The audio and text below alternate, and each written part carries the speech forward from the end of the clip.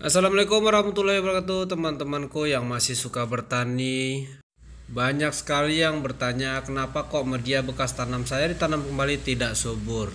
Iya betul teman-temanku ya, karena tanaman bekas itu sudah tidak mengandung makro dan mikro di dalam media tanam bekas. Untuk pengolahan kembali teman-teman bisa lakukan dicampurkan lagi dengan pupuk kandang ataupun sekan padi ya teman-teman. Tapi jika memang ingin lebih bagus lagi, teman-teman bisa media bekas itu dijemur dulu selama 1-2 hari, kalau bisa 3 hari ya teman-teman ya. Mungkin kebanyakan teman-teman itu tidak sabar kadang-kadang ya.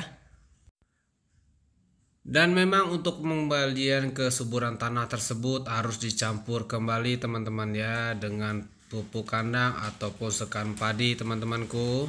Umumnya media bekas tanam sayuran daun seperti sawi, kangkung, bayam dapat digunakan secara berulang sampai 2 kali tanam teman-teman.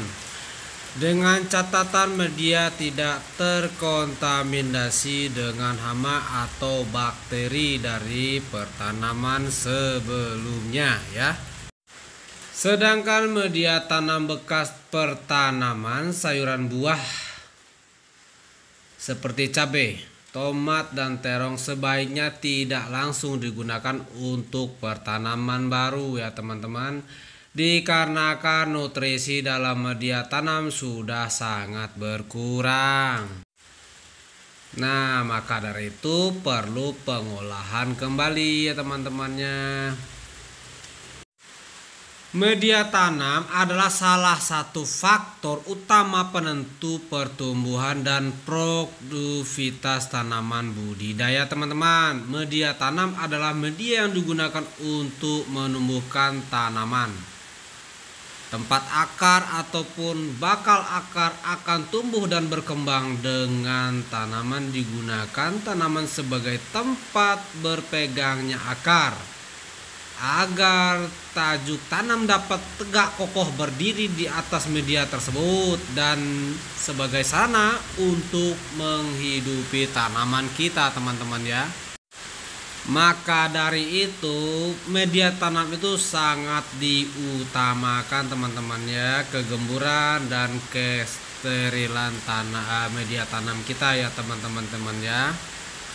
Dikarenakan bekas tanam tersebut sudah ada misalkan pemadatan atau ya bakteri-bakteri yang lainnya teman-teman ya, maka dari itu seperti yang saya sarankan tadi, teman-teman tidak perlu repot. Sebaiknya teman-teman tambahkan aja media yang perlu dicampur ke gemburannya ya teman-teman ya. Oke, dari itu saya juga pemula bertani ya teman-teman, bukan bermaksud untuk mengajari teman-teman semua. Yang terpenting adalah media tanam kita ya teman-teman. Dan jangan lupa teman-teman memberi pemupukan, karena pupuk itu adalah ya makanlah untuk sebuah tanaman kita ya teman-teman ya. Kalau bisa untuk penjagaan daunnya itu juga perlu ya teman-teman ya, seperti hama, ulet ataupun belalang, kutu putih dan sebagainya.